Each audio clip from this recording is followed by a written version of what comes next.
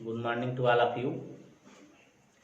प्यारे बच्चों, पिछले वीडियो में हम लोग दर्पण सूत्र पढ़े थे अवतल दर्पण के लिए, जिसको हम लोग प्राप्त किए थे। आज जो है दर्पण का सूत्र पढ़ेंगे उत्तल दर्पण के लिए।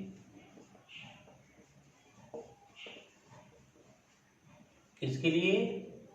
उत्तल दर्पण के लिए। फोकस दूरी का सूत्र भी कह सकते हैं, चाहे यू भी तथा एफ में संबंध उत्तल दर्पण के लिए। प्रकरण हमारा आज का होगा दर्पण का सूत्र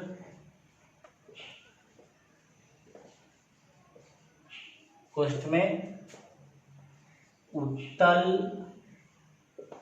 दर्पण के लिए। उत्तल दर्पण के लिए दर्पण का सूत्र। इसके लिए हम लोग एक डायग्राम बनाएंगे। डायग्राम का मतलब एक उत्तल दर्पण बनाएंगे। ये हमारा उत्तल दर्पण है, M1 और M2। M1 M2 उत्तल गोलीय दर्पण है, जिसका यह पोल है, ध्रुव है। दर्पण के मुख्य अक्ष पर एक बिंदु दर्पण के मुख्य अक्ष पर एक वस्तु AB है। ये वस्तु AB है। AB से प्रकाश की किरण जाएगी मुख्य अक्ष के समांतर। तो आपको मालूम है कि जब प्रकाश की किरण मुख्य अक्ष के समांतर जाती है तो वह दर्पण के मुख्य फोकस से होकर जाती है या जाती हुई प्रतीत होती है। यानी यह दर्पण का मुख्य फोकस F है। अब जो है एक ऐसी प्रकाश किरण हम लोग खींचेंगे जो दर्पण के वक्रता केंद्र से होकर जाए या जाती हुई प्रतीत हो। यानी एक हम प्रकाश की किरण ऐसे खींचेंगे,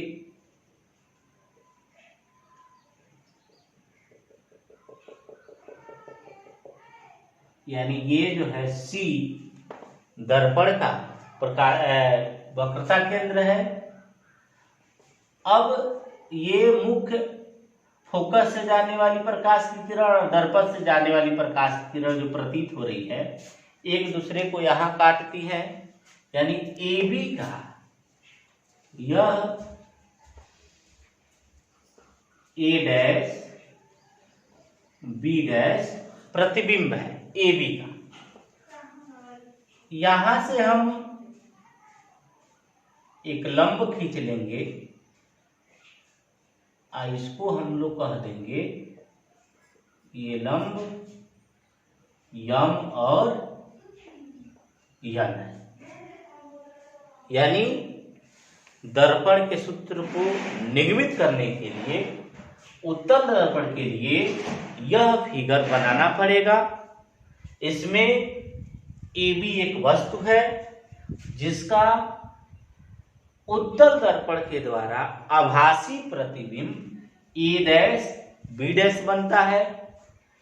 आप लोगों को पता होगा, पिछले वीडियो में हमने बताया था कि वस्तु की स्थिति को हम लोग U से व्यक्त करते हैं। तो यह वस्तु है, तो इसका ध्रुव के साथ जो दूरी होगा वह U होगा और ये माइनस में होगा क्योंकि दर्पण के सामने है। ठीक है। यह A dash B dash AB का प्रतिबिंब है। यह दूसरे तरफ दर्पण के पीछे आभासी बना है, प्रतिबिंब की स्थिति को हम लोग भी से लिखते हैं, यानी ये हो जाएगा भी, और ये जो है पॉजिटिव होगा, पॉजिटिव चिन्ह के साथ होगा क्योंकि दर्पण के पीछे यह एफ है यानी मुख्य फोकस है, तो ये दर्पण की फोकस दूरी हो जाएगी एफ यहां तक, और ये जो है सी है, सी मतलब वक्रता केंद्र है, पी से वक्रता केंद्र के बीच की दूरी को हम वक्रता त्रिज्या कहते हैं, तो इसको हम लोग कैपिटल आर से लिखते हैं, और आर बराबर हम लोग प्रूफ किए हैं आर बराबर 2f, तो आर बराबर ये 2f हो गया। ये आवश्यक चित्र है दर्पण के सूत्र को निगमित करने के लिए, उत्तल गोलीय दर्पण के लिए। अब इसको मानेंगे कैसे? माना M1 M2 एक उत्तल गोलीय दर्पण है जिसके मुख्य अक्ष पर एक वस्तु AB है। उत्तल दर्पण द्वारा AB का प्रतिबिंब A डैश B डैश आभासी बनता है। वस्तु की स्थिति U है, प्रतिबिंब की स्थिति V है, उत्तल दर्पण की फोकस दूरी F है, और दर्पण की वक्रता त्रिज्या R है, R बराबर 2F होता है। जिस प्रकार हम लोग अवतल गोलीय दर्पण के लिए इसको प्रूफ किए हैं, सिद्ध किए हैं, निगमित किए हैं, ठीक वैसे ही उत्तल गोलीय दर्पण के लिए UVF में संबंध स्थापित करेंगे, दर्पण के सूत्र को स्थापित करेंगे। इसके लिए आपको ध्यान होगा इस फिगर से हम लोग दो त्रिभुज लेते हैं, ट्राइंगल ABC, ध्यान से देखिए AB और ये यहां तक C है, ABC, तथा triangle A dash B dash C, यानी A dash B dash C, ये दूसरा ट्राइंगल, दोनों समरूप है, सिमिलर है, समरूप है। अब समरूप कैसे है? तो दोनों त्रिभुज को जब ध्यान से देखेंगे तो यह 90 डिग्री का एंगल है, दूसरे त्रिभुज में यह 90 डिग्री का एंगल है, यानी एक कोण बराबर हो गया। यह जो कोण है दोनों त्रिभुजों में कॉमन है, उभयनिष्ठ है, यानी दोनों में है। तो अगर दो कोण बराबर दो त्रिभुज के हो गए तो तीसरा कोण भी बराबर होगा, अतः ये दोनों त्रिभुज समरूप हो गए। और जब दो त्रिभुज या दो आकृति समरूप होता है तो उनके जो भुजाएं होते हैं वे अनुपातिक होते हैं, यानी दो त्रिभुज जब समरूप होंगे तो उनकी भुजाएं अनुपातिक होंगे। अनुपातिक का मतलब भुजाओं का जो अनुपात होगा वह एक दूसरे के बराबर होगा। तब जब ये समरूप हो गया इसका मतलब ये आएगा AB, यह AB है बटा A डैश B डैश, यानी यह A डैश B डैश, पहले त्रिभुज का AB बटा दूसरे त्रिभुज का A dash B dash equal to पहले त्रिभुज का AC यानी आधार हम कह सकते हैं, तो दूसरे त्रिभुज का A dash C, equation number first. इसके बाद से अब जो फिर से दूसरा दो त्रिभुज लेंगे हम लोग, त्रिभुज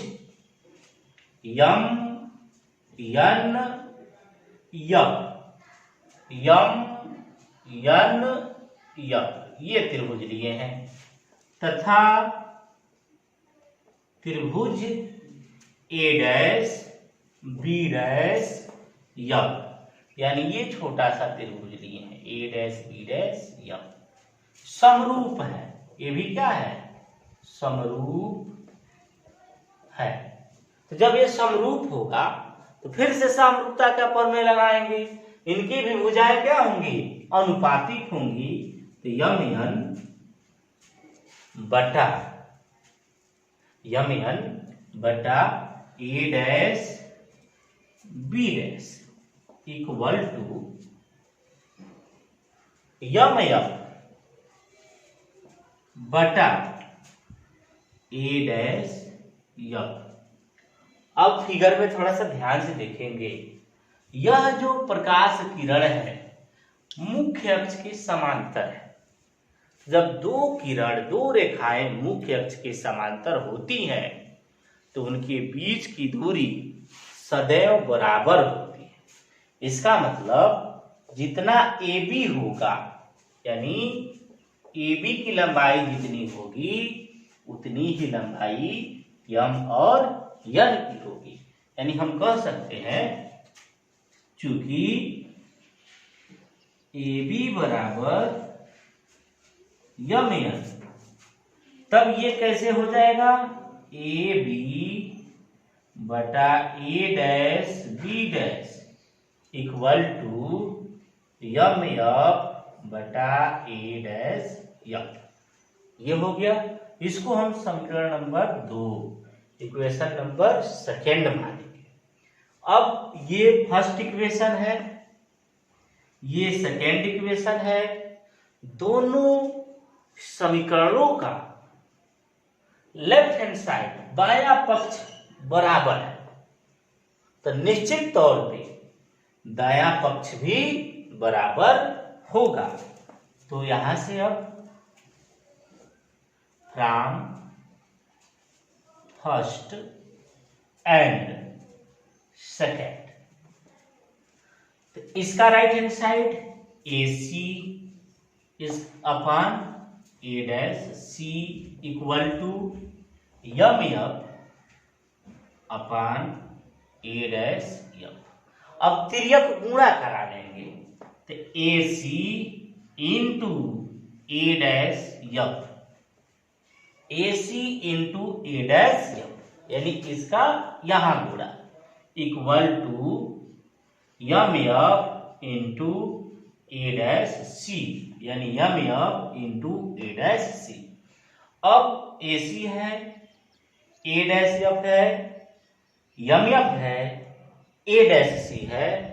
फिगर से इन सब का मान भरेंगे किसके पदों में? U, V और यफ के पदों। क्यों इन्हीं के पदों में भरेंगे?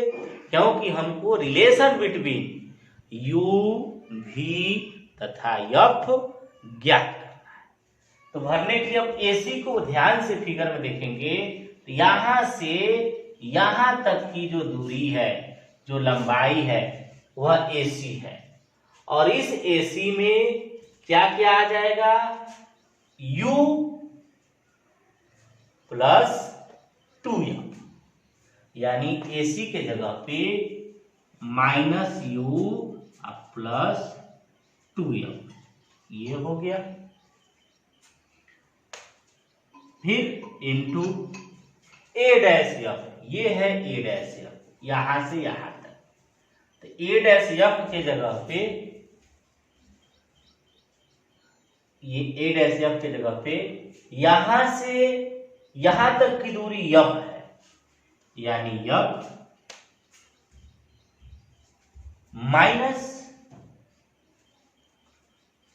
यह जो दूरी है v है, तो ये हो गया v equal to Yama f को ध्यान से देखेंगे, यह यम एफ है। यम एफ जो है इसके जगह पे हम लोग, यह यम एफ है, इसके जगह पे पीएफ लिख देंगे। क्यों लिख देंगे?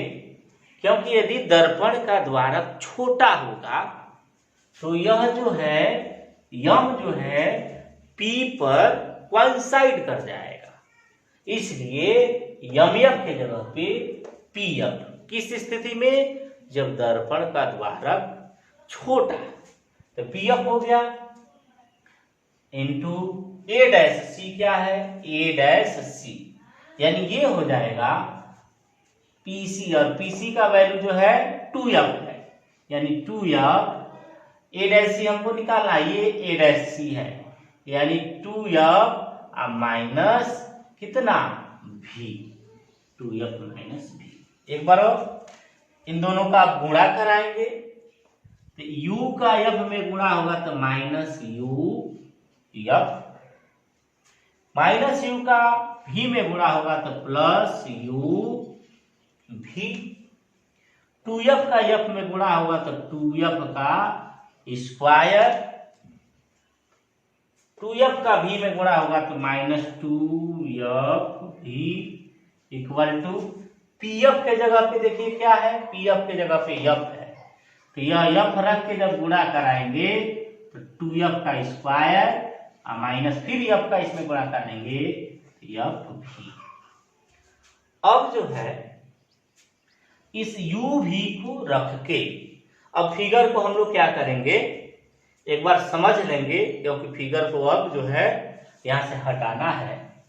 तो इसमें M1 M2 एक उत्तल गोलीय दर्पण है जिसके मुख्य अक्ष पर एक वस्तु AB है। दर्पण के द्वारा AB का प्रतिबिंब A डैश B डैश बनता है। वस्तु की स्थिति U है, ध्यान से देखेंगे U है, दर्पण के सामने इसलिए माइनस में लिए हैं।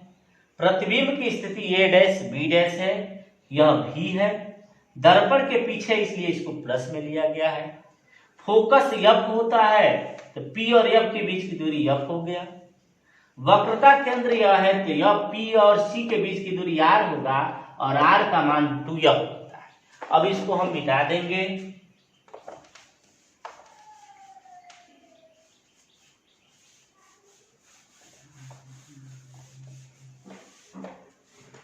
हम बताए आपको केवल u v को रखकर सभी राशियों को दूसरे तरफ ले जाएंगे। तो यहां हो गया आपका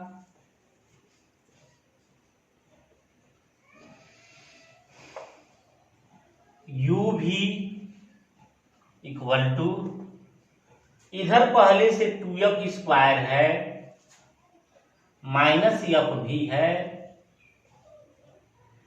और ये अब उधर जाएगा तो प्लस u भी हो जाएगा, प्लस uf हो जाएगा। ये उधर जाएगा तो माइनस 2f स्क्वायर हो जाएगा, ये उधर जाएगा तो प्लस 2f भी हो जाएगा।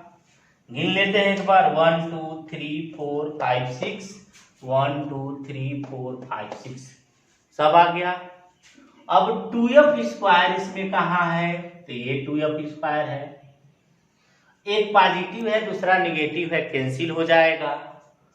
बचा क्या, इधर u भी, इधर क्या बचा माइनस f भी और प्लस 2f भी, इसमें से एक f भी कैंसिल मतलब घटेगा तो f भी बचेगा और प्लस uf बचेगा। फिर इधर u भी, इसमें से हम f कॉमन लेंगे तो ये हो जाएगा u प्लस v। अब जो है हम क्या करेंगे, f को इसके नीचे यानी 1/f और u v को इसके नीचे यानी u प्लस v बटा u v। फिर से 1/f equal to 1/v plus 1/u। ये जो है दर्पण का सूत्र है उत्तल गोलीय दर्पण।